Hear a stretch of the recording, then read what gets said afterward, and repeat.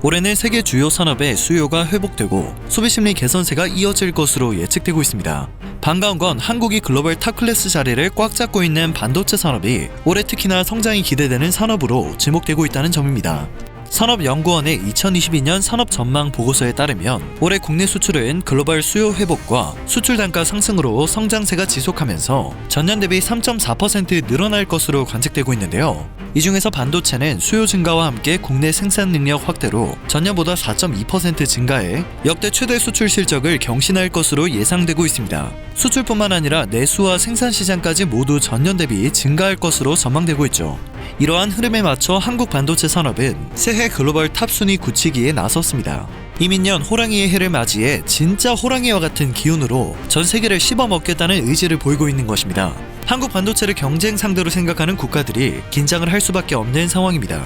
반도체 세계 1위를 굳히기 위한 통큰 투자도 이어지고 있죠. 세계 시장 선점을 위한 대규모 공장 신설은 물론이고 기술 격차 확대에 지난해보다 더 큰 투자가 이어질 것으로 전망되고 있는 것입니다.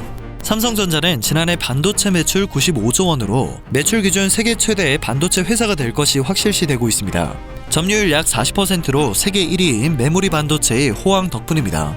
그런데 삼성전자와 SK하이닉스가 내놓은 어마어마한 청사진은 역시 반도체는 한국이다라는 반응을 절로 나오게 만들고 있습니다. 절대 안주하지 않는 모습으로 넘사베어 클래스를 자랑하고 있는 것입니다. 1등이 1등 자리를 지키기 위해 이만큼의 노력과 정성을 쏟아붓고 있는 상황이라면 1등이 되고 싶은 2등, 3등의 노력과 정성은 배가 돼도 모자란 것이 당연합니다. 하지만 당연한 것도 당연하게 생각을 하지 못하는 나라가 바로 일본이죠. 일본 반도체 산업은 올해도 꽤나 암담할 것으로 전망되고 있는데요. 일본은 그런 상황을 극복할 대책을 내놓지 않고 M1 한국을 때리고 나섰습니다.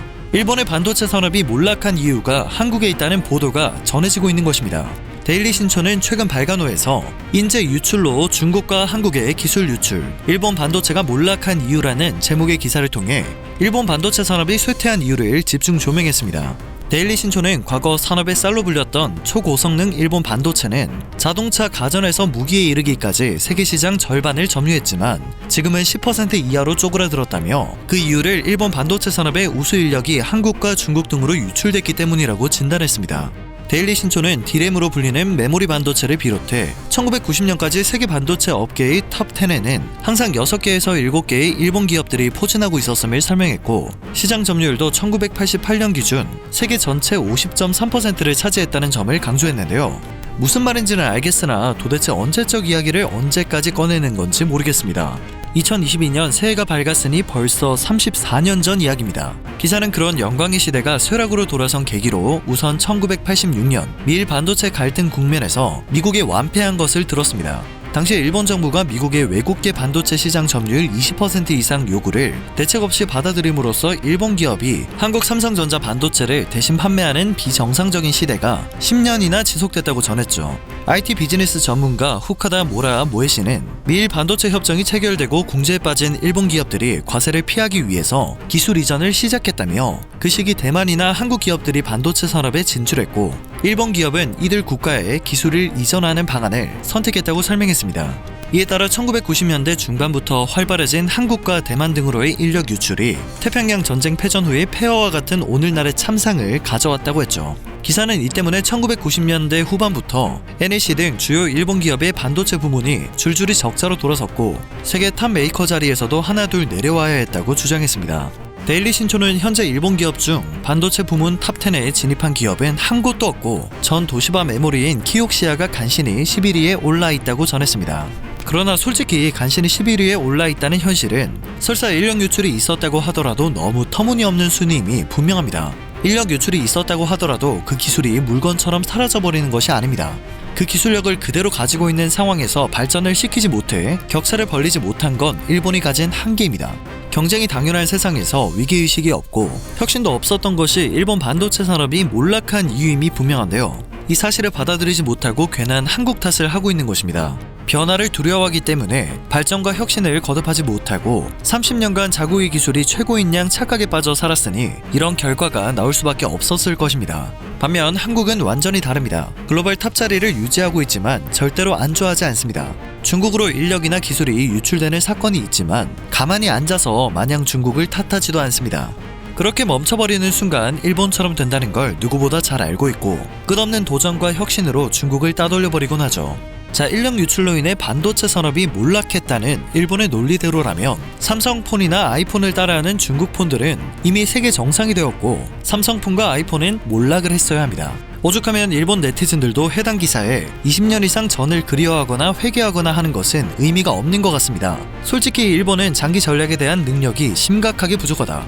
이런 문제가 있는데 왜 매번 일본이 세계 톱이 될 수 있다고 자신하는 겁니까? 일본은 옛날에도 지금에도 정보에 관한 의식과 인식이 너무 낮다. 일본 정부와 기업은 너무 삐걱거린다. 반면 삼성은 필요할 때 결단을 내려 엄청난 점유율을 기록했다라는 반응을 보였습니다. 한편 일본과 달리 글로벌 반도체 업계를 선도하는 국내 기업들은 여러 가지 방식으로 격차를 벌이고 있습니다. 먼저 삼성전자는 연내에 경기 평택시의 메모리 반도체 공장 3라인 준공을 앞두고 있는데요.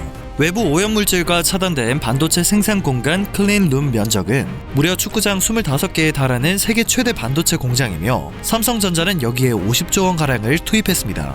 지난해 11월 발표한 미국 텍사스주 테일러시 파운드리 공장도 연내 첫 삽을 뜨게 되죠. 약 20조 원가량이 투입된 이 공장에서는 2024년 5G 이동통신과 AI에 필요한 시스템 반도체가 생산되는데요. 삼성전자의 연내 반도체 시설 투자는 올해도 사상 최대를 이어갈 것으로 예상됩니다. 삼성전자의 지난해 투자액은 약 33조 원인데요. 올해는 35조 원이 넘는 금액을 투자할 것으로 전망됩니다. 투자뿐만 아니라 기술에서도 승부수를 던질 예정입니다. TSMC가 초조함을 감추지 못하는 이유인데요. 삼성전자는 올 상반기 파운드리 3나노 양산에 진입해 기존 핀팩 공정을 버리고 게이트 올 어라운드 신공정을 채택해 TSMC와 차별화에 나서게 됩니다. GAA 공정은 고성능 제품 양산에 아주 유리하기 때문에 기존 핀팩 공정을 유지하며 원가 측면에서 우위를 가질 TSMC의 3나노 공정과 격돌할 것으로 관측되고 있습니다.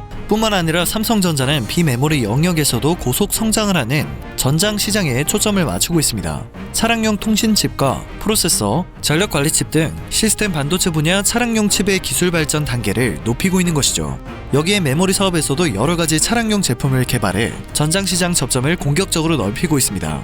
세계 1위 메모리 경쟁력과 더불어 비메모리 사업과의 시너지를 내며 전장 시장을 선점하려는 전략입니다. SK하이닉스의 움직임 역시 각국 경쟁사들을 바짝 긴장시키고 있는데요. SK하이닉스는 특히 인텔 낸드 사업을 인수하면서 시장 확장에 더욱 공격적으로 나설 계획입니다. 세계 낸드 플래시 시장은 상위 6개사가 99%를 점유하고 있는데요. SK하이닉스가 인텔 낸드 사업부를 인수하면서 경쟁 구도는 5개사로 좁혀졌습니다. 인수합병을 통한 시장 영향력 확대가 이미 성과를 나타내고 있는 것입니다. 또한 SK그룹은 SK하이닉스와 SK텔레콤 등을 통해 시스템 반도체 시장 진출 의지를 보여주고 있기도 합니다. 지난해 4분기 반도체 겨울에 대한 우려가 컸었지만 한국의 반도체 겨울이란 존재하지 않았습니다. 그리고 시작된 올해 안주하지 않고 또 다른 목표를 향하는 한국 반도체 산업의 활약이 벌써부터 기대됩니다. 오늘 전해드릴 소식은 여기까지입니다. 영상이 정보가 되셨다면 그것만으로도 감사드립니다. 늘 새롭고 유익한 뉴스를 전하는 로버튜브 되겠습니다.